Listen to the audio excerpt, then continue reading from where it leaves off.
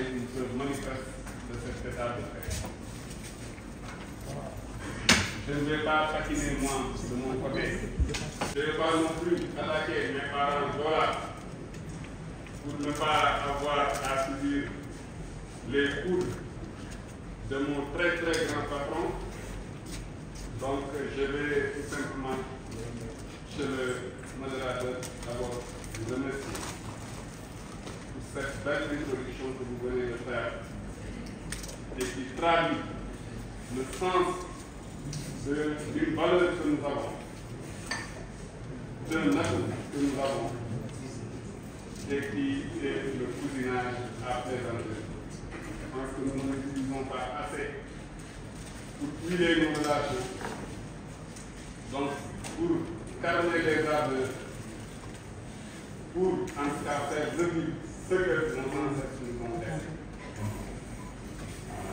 Je voudrais vous saluer d'abord, le modérateur, saluer le contrôleur général Abdou Hassan, qui est mon adjoint,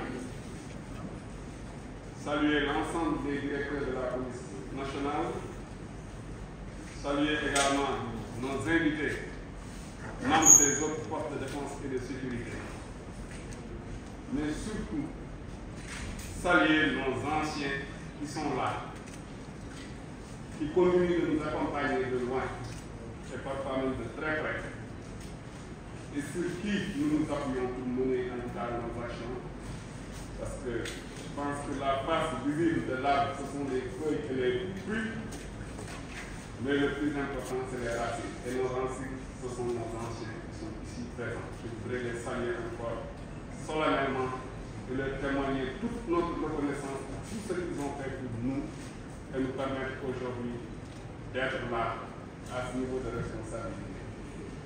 Je le dis au nom de tous les policiers, nous sommes très honorés et très fiers de nos anciens. Je voudrais remercier monsieur les panélistes, comme vous l'avez dit, et déplorer peut-être un peu le fait qu'il n'y ait pas de panélistes femmes. Je pense que nous avons quand même, disons, je ne dirais pas une excuse, mais je voudrais en tout cas dire que madame la directrice de l'école a de faire en sorte que les gens soient pris en compte dans le cadre de tout ce que nous faisons. J'ai président de la police nationale. Je suis heureux aujourd'hui de me retrouver parmi vous pour ces moments de partage, ces moments de réflexion. Et je voudrais saluer surtout le choix du thème, qui est un choix pertinent. Je l'ai justement validé parce que nous ne devons pas avoir peur de nous interroger sur ce sur quoi nous devons nous interroger. Et je rappelle que la police et tous ces policiers sont des membres à part entière de cette société. Au même titre que les professeurs d'université, au même titre que les ouvriers, au même titre que les pêcheurs, les agriculteurs. En somme, ce sont des Sénégalais qui vivent les mêmes réalités que vous tous. Et tout ce qui vous touche également ces policiers. Donc je salue la pertinence de ce thème. Je voudrais qu'on soit libre de discuter de tout. La seule,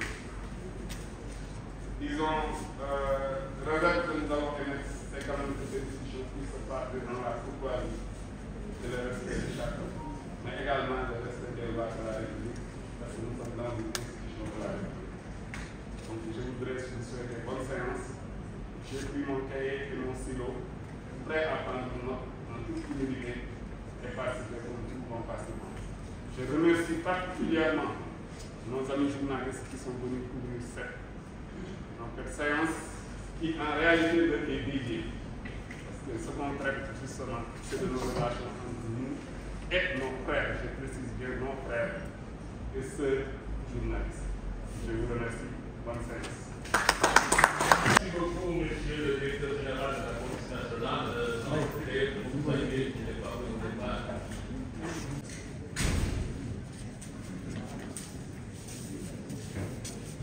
Le général de la police, son adjoint, monsieur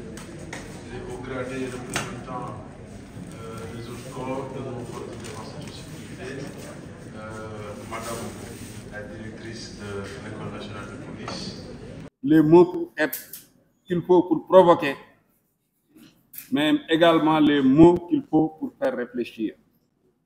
Et ça, véritablement, je me dis qu'on ne pouvait pas trouver meilleur modérateur que vous. Je ne voudrais pas qu'on lève la séance si je vous dis, monsieur le modérateur, je vous remercie.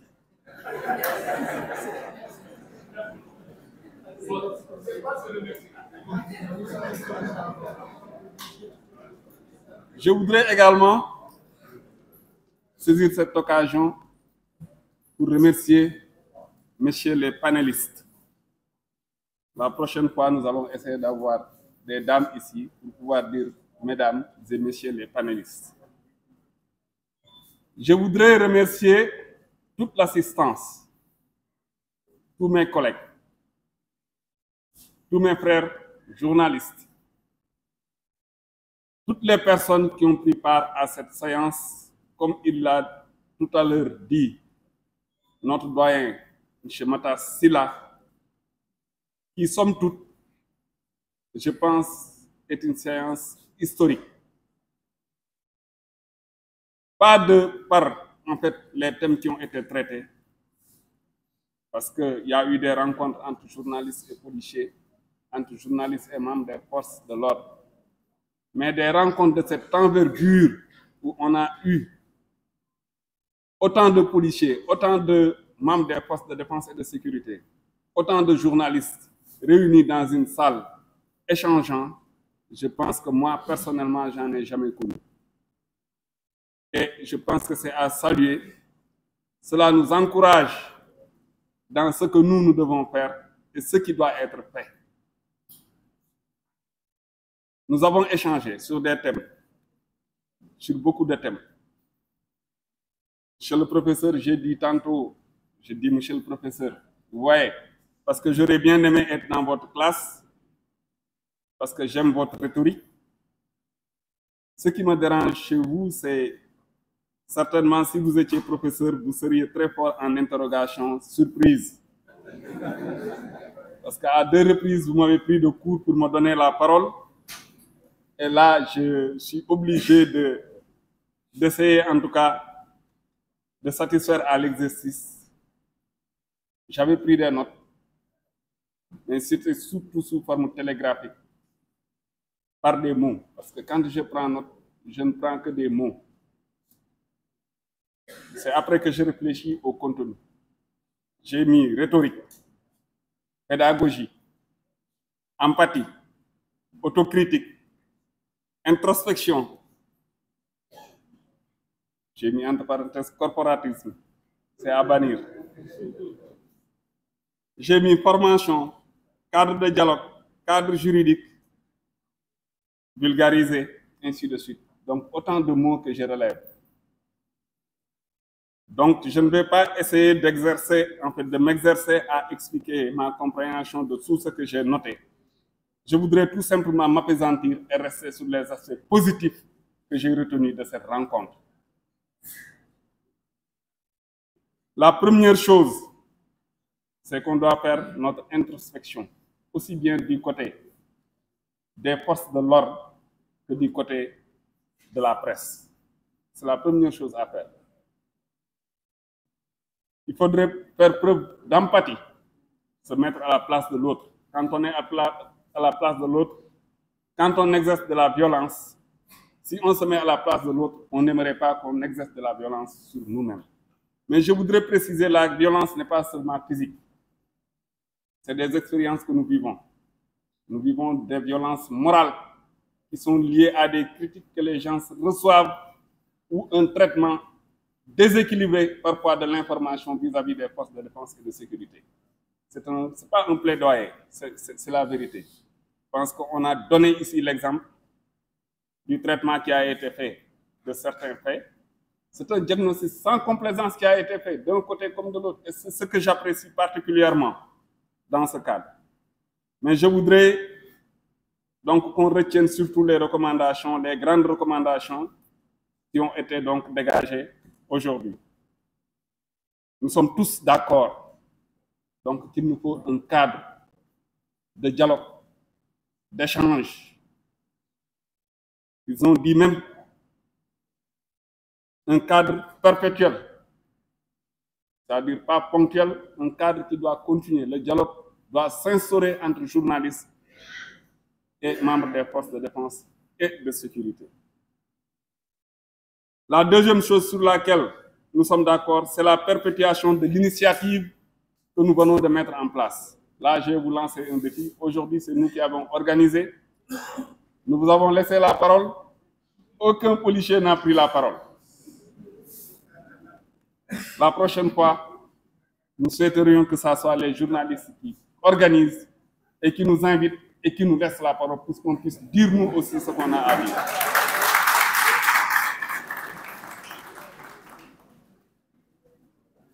Pérennisation.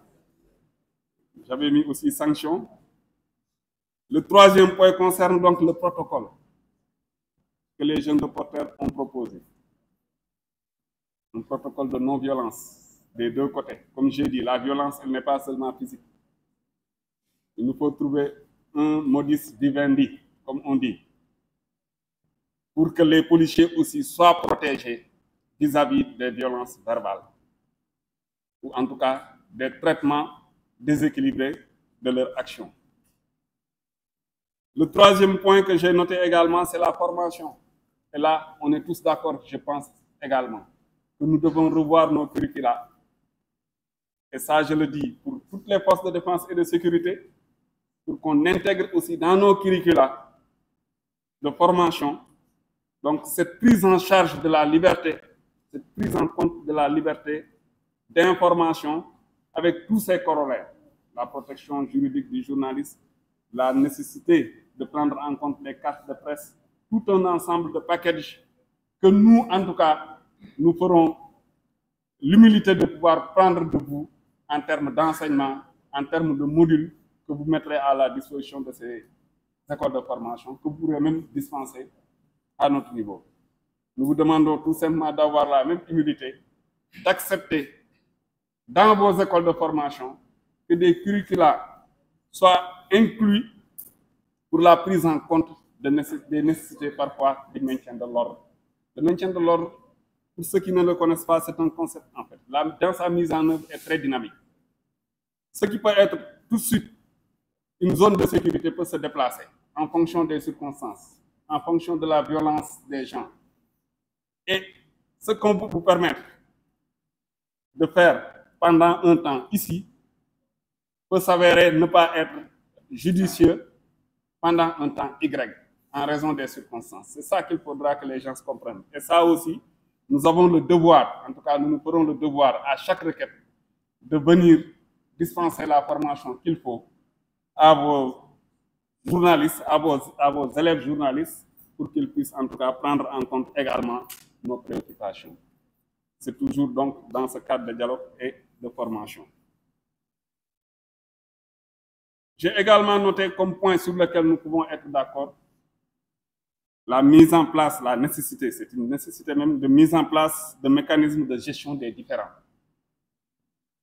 Parce que je pense que même entre deux cousines, comme l'a dit, je reprends le terme de Djedjou, entre deux cousines, il peut y avoir des problèmes, des malentendus. Nous aurons besoin de sages qui sont là. Nous avons des anciens qui sont là. Vos anciens sont là, c'est des références. Hein? Vous avez des responsables de haut niveau, nous en avons.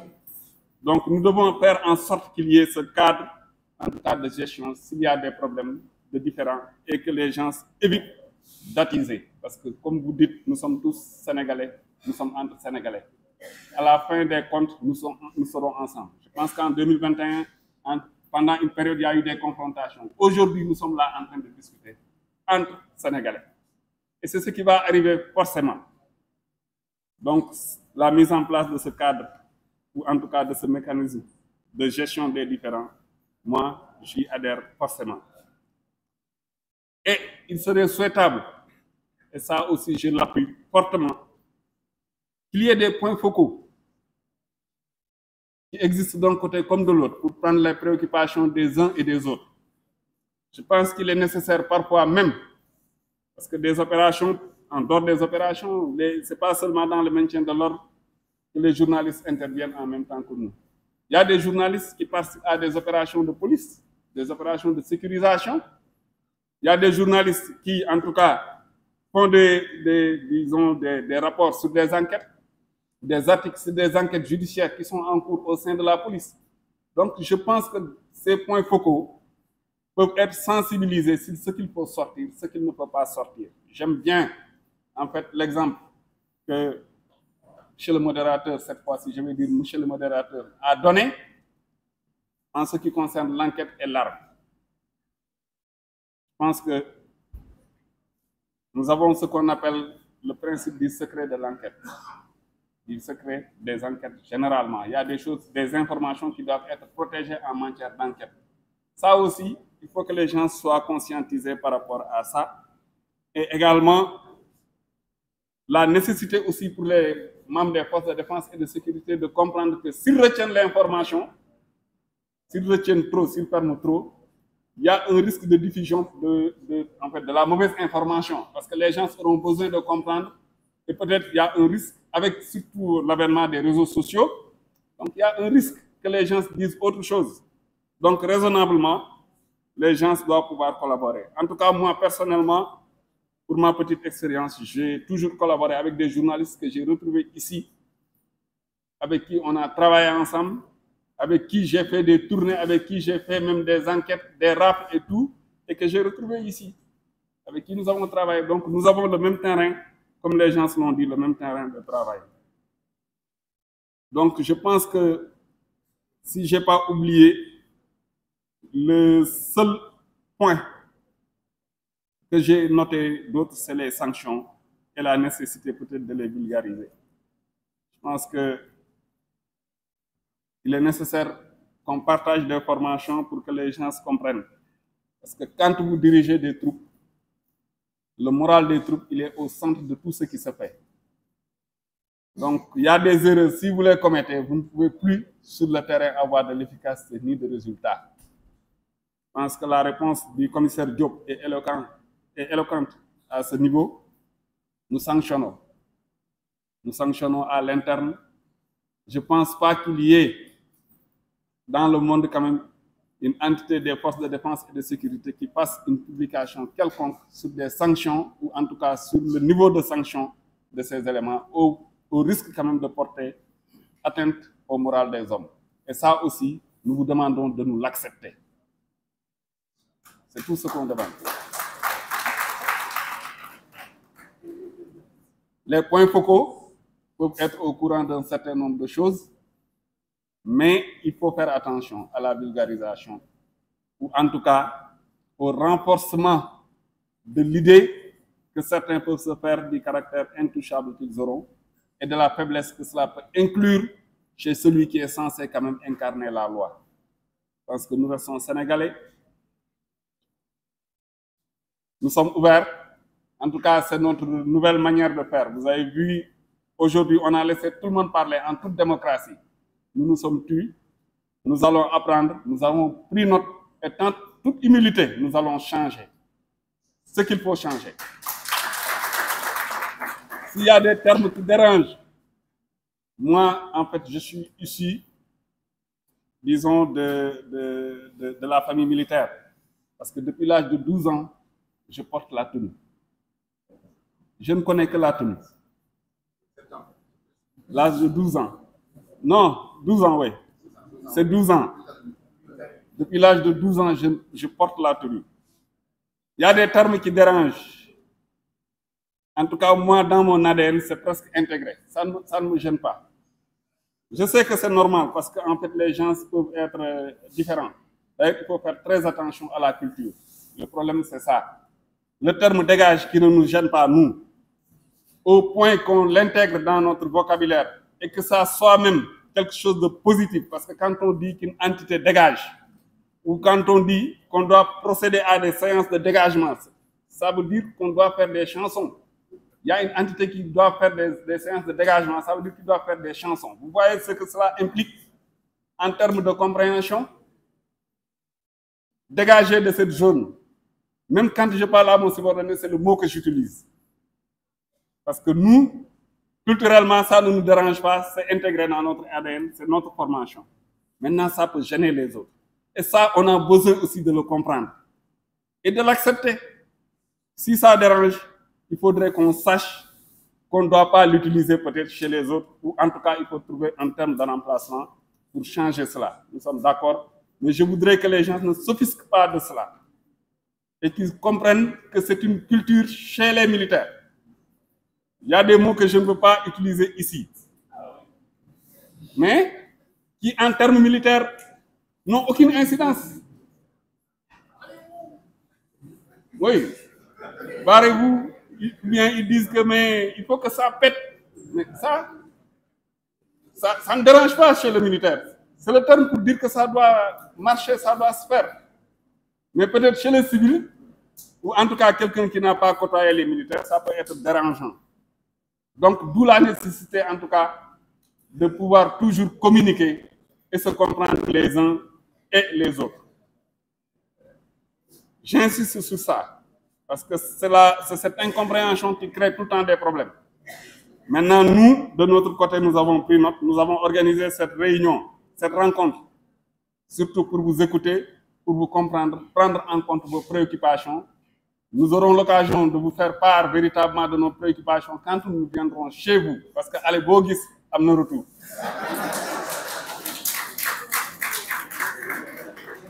Donc, merci à tout le monde. Suffire.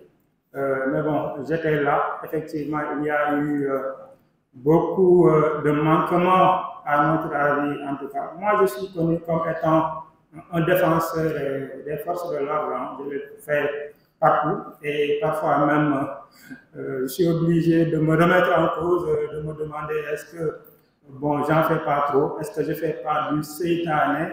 Parce que, voilà, justement, moi-même, j'ai vécu à plusieurs reprises ces mésaventures. Lors de la mésaventure qui a été la plus, en tout cas, connue, j'étais avec Absa, elle l'a décrit tout à l'heure. J'en ai vécu d'autres, donc je ne vais pas revenir sur ce qu'elle a dit. Ce jour-là, on a constaté effectivement, comme elle l'a dit, on nous a jeté des grenades lacrymogènes. Alors que, comme elle l'a dit, on était en train de dégager comme on nous l'a demandé. De dégager tranquillement. Malgré tout, on nous jette quand même sous nos pieds une grenade lacrymogène. Effectivement, elle l'a dit, elle a demandé pourquoi vous nous jetez des grenades lacrymogènes alors qu'on est en train de quitter. Je dois préciser qu'au moment où on nous demandait de quitter les lieux, de dégager pour reprendre leur terre, en ce moment-là, il n'y avait personne, c'était à la place de la nation. En ce moment, c'était vers les coups de 16 heures, on était environ à peu près 10 reporters, des photographes et des journalistes. Absa avait sa carte nationale de presse. La plupart des reporters qui étaient sur place portaient leur gilet, donc nous étions identifiables. Et puis, on ne peut pas nous servir que c'est pour votre sécurité. Parce qu'en ce moment, il n'y avait pas de danger sur place. Il n'y avait aucun manifestant sur place. Il n'y avait rien du tout. Donc, on était seuls avec les éléments des forces de l'ordre. Malgré tout, on nous a demandé de dégager. On dégageait, on nous a jeté du gaz lacrymogène. Elle a demandé pourquoi. L'agent a insulté Absa. Elle lui a demandé pourquoi. Elle a insulté de mère. Mais pourquoi vous m'insultez de mère? Moi, je n'ai rien fait. J'ai juste demandé pourquoi. Et c'est là où l'agent a bondi de là où il était, vraiment pour la tirer. Donc, j'étais là, je suis intervenu, on m'a donné un coup à la mâchoire, comme elle l'a dit. Donc, voilà comment ça s'est passé et c'était très regrettable. En tout cas, moi, la question que je me pose, c'est que peut-être j'ai beaucoup d'empathie pour les policiers, comme doyen Mademba ici présent, parce que moi-même, je suis de formation juriste. J'en ai beaucoup d'amis, de la même promo que le commissaire Gay, ici présent. On est de la même promo, première promotion LMD de la faculté des sciences juridiques et politiques. La question que je me pose, c'est qu'en fait, souvent le problème qui se pose, c'est que quand la manifestation est interdite, la police pense que les reporters n'ont pas le droit d'être sur place. Moi, reporter, comme l'a dit doyen Mademba tout à l'heure, je pense que j'ai le droit d'être sur place, même si la manifestation est interdite voilà, j'ai le droit d'être sur place parce que le public a droit à l'information. La liberté de presse aussi est garantie par la Constitution de notre République. Ce n'est pas un acte administratif qui interdit la manifestation, qui va m'interdire de faire mon travail qui est garanti par la Constitution. Mais je pense que si on n'arrive pas à régler ce conflit, il y en aura toujours des cas comme Absa et comme tous les autres. Je pense qu'il faut quand même d'adresser ce problème. L'autre, parce que c'est la source de tous les autres. Les autres, bon, la violence, l'insulte, tout ça, ce ne sont que des conséquences. Et je pense que nous avons tous intérêt à ce que la cause soit prise correctement en charge. L'autre cause de ces violences, c'est souvent par rapport avec nos amis photographes qui sont là, ne vont pas me démentir, les caméramans aussi, c'est pareil, c'est le droit à l'image. Parfois, ça m'est arrivé là aussi, une autre mésaventure. J'étais au niveau de la gare de Dakar. J'ai constaté tout d'un coup qu'il y a beaucoup de deux roues qui étaient immobilisées. En tant que journaliste, heureusement, j'ai bien vérifié avant de prendre une photo que j'ai ma carte de presse avec moi. Effectivement, c'était dans mon sac. J'ai dit, ok, donc je vais faire mon travail de journaliste. J'ai commencé à prendre des photos pour illustration de ce qui se passait. Il y avait les deux roues immobilisées et leur propriétaire qui était en train de discuter avec les agents sur place. Quand j'ai pris une photo, un agent m'a aperçu. Il est venu, il m'a demandé « Qu'est-ce que tu fais ?» Bon, je suis journaliste, je suis en train de faire un article. Où est ta carte de presse? Je lui ai présenté. Montre-moi les photos que tu as prises. Je lui ai donné le téléphone portable. Il a confisqué le téléphone portable et il m'a demandé de le suivre dans la voiture. Pourquoi? Mais grand, je suis journaliste, je suis dans un lieu public. Pourquoi vous me demandez de vous suivre? Il ne fallait pas poser de questions, il m'a mis une menotte. On est allé au niveau de la voiture. Après, les gens qu'on a trouvés là-bas quand même étaient un peu plus compréhensifs. Il a demandé des explications. Quand je lui ai expliqué, voilà, il m'a dit que non, la prochaine fois, quand vous venez, il faut vous signaler au chef qui est sur place et après vous pouvez faire votre travail. Mais ça c'était compréhensible, je lui ai dit ok, il n'y a pas de souci, la prochaine fois je vais le faire. Moi je suis très collaboratif en tant que ce qu'on me demande est raisonnable. Par la suite quand même, il m'a demandé de présenter mes excuses, ce que je n'étais pas prêt de faire parce que bon, je ne m'estimais pas être en faute. Donc voilà, je ne l'ai pas fait. Malgré tout, quand même, il a été très compréhensif. Et finalement, il m'a laissé partir. Donc voilà. Pour ne pas tirer en longueur, j'ai préféré vraiment mettre le doigt sur les causes de ces problèmes auxquels on est tout le temps confronté. Donc voilà, sans m'attarder trop sur les conséquences. Je vous remercie. Journaliste, et j'ai été agressée, bastonnée par des éléments de la police nationale.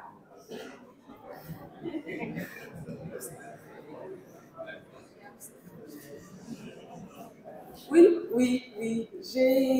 Après ce malheureux événement, j'ai parlé à des femmes de la police et disons qu'ils m'ont réconfortée. Parce que ma peur, c'était que ce que j'ai ressenti ce jour-là, le sentiment que j'ai ressenti venant de ces deux policiers-là, parce que oui, c'était deux hommes, j'avais peur que ce soit un sentiment généralisé au sein de la police. Mais après, ce sont des femmes qui m'ont rassuré que ce n'était pas le cas. Tout de même, ce qui est arrivé est arrivé. Et nous sommes tous d'accord que ça ne devait pas arriver. Je suis journaliste, j'étais sur le terrain pour couvrir une manifestation qui était interdite. J'avais ma carte nationale de presse. Bonjour, commissaire P. J'avais ce jour-là ma carte nationale de presse, bien visible parce qu'elle était autour du cou. J'étais avec mon confrère ici présent et qui a reçu un coup, après lui, il va vous raconter. Mais en cherchant à me défendre, il a reçu un coup au niveau de la mâchoire. Et pourtant, ce jour-là, si j'ai commis une faute, c'était d'avoir demandé pourquoi. Pourquoi ce monsieur en tenue de police nous a poursuivis comme si on était des délinquants. Et pourtant, nous étions bien du côté de la police parce que c'est ce qu'on nous avait appris. Quand il y a des manifestations, ce qui est plus sûr pour les journalistes, c'est d'être du côté de la police. Et c'est ce que nous avons fait. À un moment donné, nous avons décidé de nous déplacer parce que là où nous étions, il n'y avait plus rien. Mais nous ne sommes jamais partis du côté des manifestants, nous sommes restés du côté de la police. Il nous a vus arriver, il a bien vu que nous partions. Et pour autant, il ne s'est pas gêné pour nous dire le fameux mot « dégager », alors que nous étions en train de partir. Ensuite, il nous a une première fois lancé du gaz lacrymogène. Ça ne s'est pas fait sentir parce qu'apparemment il y avait un problème. Moi-même, je n'avais pas reconnu l'objet. C'est ma consoeur de source A, c'est Nabou, qui m'a tiré pour me dire « fais attention ». Et après, je me suis retournée, j'ai demandé pourquoi. Parce que j'étais étonnée. À ce que je sache, nous n'avions rien fait d'anormal. Nous étions en train de partir. Je me suis retournée et oui, je lui ai demandé pourquoi. Et ensuite, il nous a encore lancé du gaz lacrymogène. Et oui, je me suis encore retournée pour lui demander pourquoi. Pourquoi nous devrions subir cela? On avait l'impression qu'on était en train de subir une colère. Pourquoi? Et c'est là qu'il m'a arrêté, mais de manière très sauvage. En venant ici, j'ai encore regardé la vidéo. Et oui, je suis encore choquée par cette brutalité de la part d'une personne censée me protéger en tant que citoyenne sénégalaise, en tant que journaliste étant sur le terrain. J'ai toujours cru que sur le terrain, avec les policiers, ils ne devraient pas avoir ce genre de problème-là puisqu'ils ont leur mission. Nous aussi, nous avions notre mission. Ils m'ont arrêté. Le monsieur m'a tiré. J'avais un foulard comme d'habitude. Il m'a tiré par le foulard. Il m'a amené jusque derrière le fourgon et bim, ça commence. Des gifles et des coups. Oui, c'est ce que j'ai subi. Bon, alhamdoulilah, c'est vrai que j'avais perdu connaissance, non pas par la brutalité des coups reçus, mais parce que je suis spasmophilie. Et ces coups ont déclenché une crise. Alhamdoulilah, aujourd'hui je suis là, je rends grâce à Dieu, parce que peut-être d'autres à ma place auraient passé le trépas. Donc, je me pose encore des questions. J'aimerais bien le rencontrer. Quand j'ai mis le numéro 6.118, certains m'ont dit que ce n'était pas un matricule, mais c'était juste un numéro pour identifier les gilets qu'il portait. C'est ça, non? C'est ce qu'ils m'ont dit. En tout cas, il avait sur le gilet qu'il portait 6.118. Et j'allais oublier. Le même jour, quand il était en train de me bastonner, un autre est venu pour dire ma barquelle. Oui, dans ma barquelle. C'est ce qui s'est passé. Donc, j'ai une question. Est-ce que les policiers ne sont pas des citoyens sénégalais comme vous et moi? J'ai porté plainte. Oui, parce que je veux voir le visage de mon agresseur. On m'a demandé de pardonner.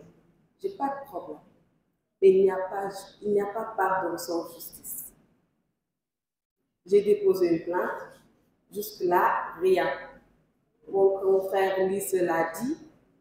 Il s'est rappelé qu'il n'y a qu'une seule fois qu'une plainte de journaliste contre un policier a eu une suite. Sinon, pour les autres, c'est rien. On espère pacifier les rapports entre les journalistes et les forces de l'ordre. Et on ne peut pas le faire comme ça, je suis désolée. Parce qu'il y aura toujours ces images qui vont rester. Et à chaque fois qu'il y aura manifestation, je ne le souhaite pas. Mais les journalistes pourront se dire, attention, à tout moment, on pourrait subir ce que Absa a subi. Donc oui, monsieur le directeur de la police, veillez à ce qu'il y ait justice quand il le faut. Je vais m'en arrêter là. Désolée de vous avoir traumatisé.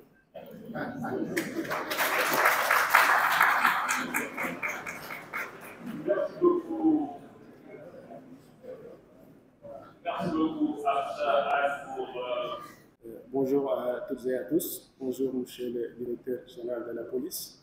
Bonjour, chers autres représentants des autres corps. Bonjour également, chers acteurs de la presse, des associations de la presse. Je tenais tout d'abord à remercier la direction de la police, mais également la CAP de nous avoir conviés à ces travaux.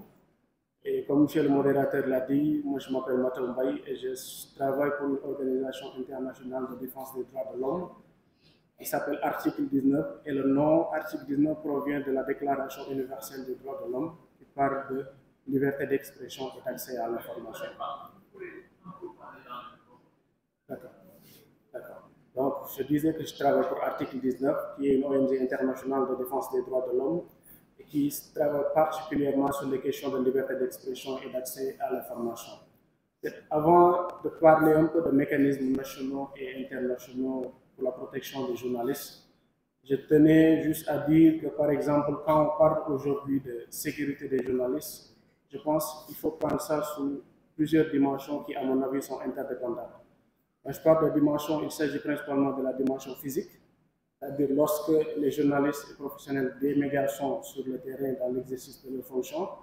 Il y a également la dimension judiciaire, parce qu'il peut arriver des cas où l'urgence serait plus ou moins d'apporter un soutien juridique, notamment par exemple en prenant un avocat pour ce journaliste qui fait face à des poursuites judiciaires, ou bien ça peut également être d'ordre financier, parce qu'à plusieurs reprises on a vu quand même des journalistes qui ont été brutalisés et dont les outils de travail ont été confisqués. Donc nous, dans le cadre du travail que nous faisons, nous veillons à ce que tous ces journalistes-là qui sont attaqués et autres professionnels des médias puissent bénéficier de l'appui nécessaire. Maintenant, quand on parle aujourd'hui, je pense, de mécanismes nationaux, on ne peut pas parler de mécanismes nationaux sans pour autant parler du cadre législatif qui gouverne le travail des journalistes. Et quand je parle du cadre législatif, je fais principalement référence au code de la presse, je fais référence au code pénal, je fais référence à la Constitution. Parce qu'aujourd'hui, la question de la liberté, le droit à la liberté d'expression et la liberté de la presse sont garantis par la Constitution sénégalaise en ses articles 8 et 10. Maintenant, la question qu'il faudrait se poser, à mon avis, est la suivante. Est-ce que le cadre juridique actuel protège à suffisance les journalistes? Je dirais oui et non. Oui, parce que je pense, si on prend juste l'exemple du code de la presse, il y a pas mal quand même de dispositions, d'articles qui protègent le journaliste dans l'exercice de sa fonction, que ce soit lorsqu'ils sont sur le terrain ou bien lorsqu'ils font le travail de fournir l'information aux citoyens. Et parmi ces articles, il y a notamment l'article 5, du code de la presse, qui dit, par exemple, qui oblige à ce que les journalistes soient protégés lors de la couverture de manifestations.